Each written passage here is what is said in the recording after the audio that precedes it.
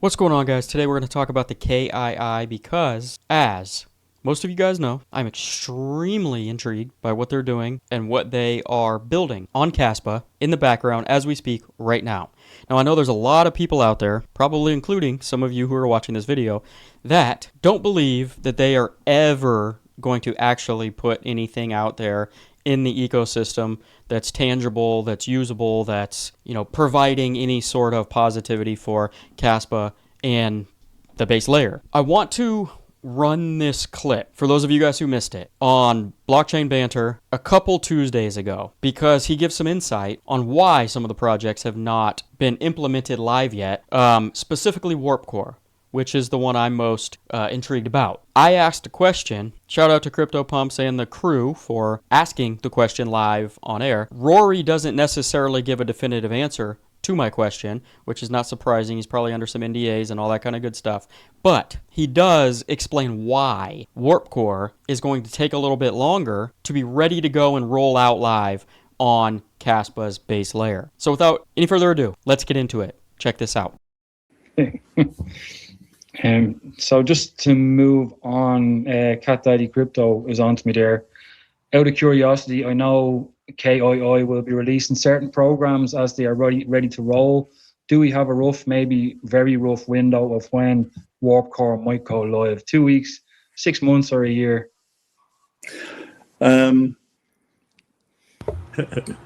WarpCore, I'll come back to in a minute. We shipped some things yesterday to our partners in Zeta and DII, and that was related to carbon and carbon markets. So that shipped yesterday, and that'll be made available for DII member companies as part of DII maintain a toolkit for these companies. But this was a particularly interesting tool that relates to carbon accounting, and we built some very sophisticated carbon calculation engines. And effectively, it's to help streamline the process of carbon accounting to meet a whole bunch of various different EU rules and laws, and also calculations in relation to carbon credits and those types of things. So that shipped yesterday. We have WarpCore. We'll be publishing later this week. We'll be updating our website, and we'll be publishing the SDKs and all of the documentation around WarpCore. Now that does need a little bit of lead in time because we still have to get through regulatory processes. And that mainly in regards to Mika right now. Yeah, Mika is really quite an interesting one.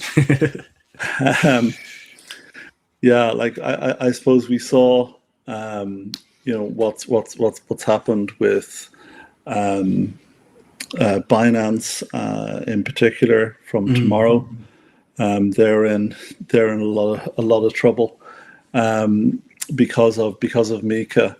And one of the things that you have to remember is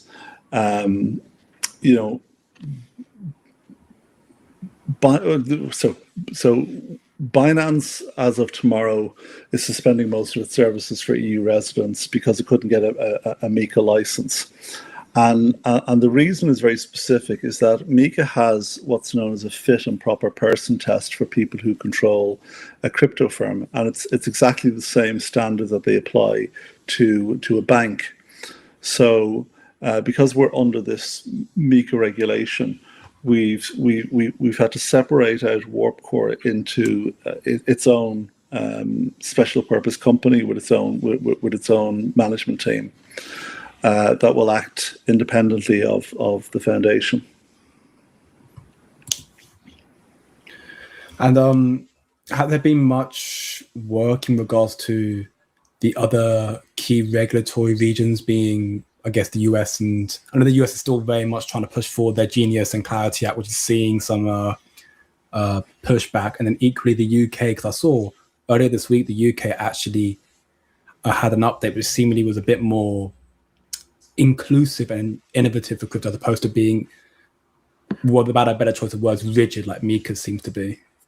Yeah. So I suppose the headline with WarpCore is that technically it's built, it's ready. It runs to over 1 million lines of code. It's huge, and it's our financial markets engine. It's built to the standards that the regulated world actually runs on. And there's ISO 222, which is the main one, but then there's a whole slew of other standards on top of that.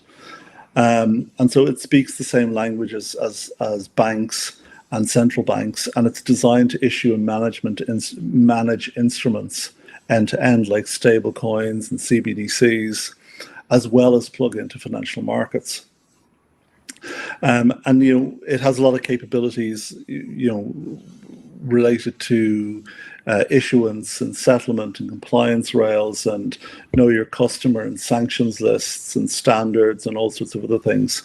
But the next big hurdle isn't engineering. The engineering is done, the documentation is done, the SDKs are done. The biggest hurdle is regulatory, and that's the mountain that we're climbing now. And frankly, watching Binance fail on governance today tells you exactly why we built it the other way around. So we went compliance first, and that's something that's very important. So even in terms of having a separate management team, that management team also, all of the individuals in there have to be vetted as fit and proper persons to manage financial assets, and so that's very important. That's one of the one of the main reasons that Binance didn't get their Mika license is the person who's effectively in control of Binance, CZ, who's the ultimate beneficial ownership. Or has the ultimate beneficial ownership. He was imprisoned for money laundering. Sound guy. So that's just the fact. So we have to make sure that we approach this very carefully. But the regulatory process rolls on. But technically everything is ready. Testing is ongoing, and then we'll start external auditing. And in terms of the timeline, I don't know, but we're going to publish what we can in the next few days. So there you have it. Rory explaining exactly what's going on, and it's funny coincidence, right, that Binance just failed / decided not to get Mika compliant because of the fact that they don't have somebody in charge that's fit and proper, right, to run a financial system. CZ was in prison for money laundering, right?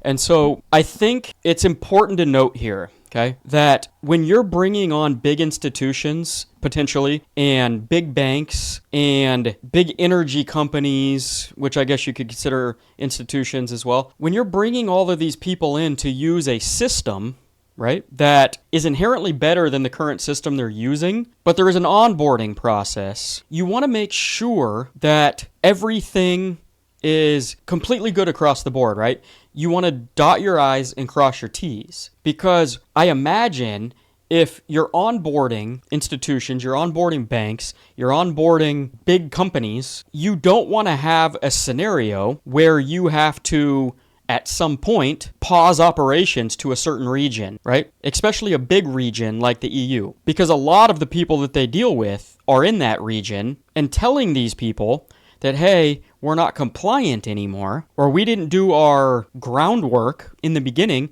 to make sure we're compliant, you guys cannot use this system anymore after 2 or 3 months of onboarding, they're probably never going to come back, and word will spread, right? So I know it's frustrating. I know there hasn't been anything tangible yet. It's only behind the scenes type stuff. And technically, when this all comes out and it's all good anyways, we're not going to see much of it either, because it's all institutional, right? All of us retail aren't going to see anything except for the uptick, hopefully, in the usage on the mainnet, transactions, all that kind of stuff. But he did say that everything else in the stack of what they need is completely done, 100% done. SDKs, whatever the other words he used. I don't even know what a lot of that means. Everything else is completely done. They're just making sure they are compliant. And they're going to meet every single nation's compliance before they move forward. And I would imagine that might mean they need to wait for the Clarity Act. They need to wait for the U.S. to pass their legislation so that they know 100% what compliance means in the United States, right? They're now trying to get compliant in the EU with their new laws and regulations. And I don't know what that means for any other country out there, but at least in Europe and at least in the United States,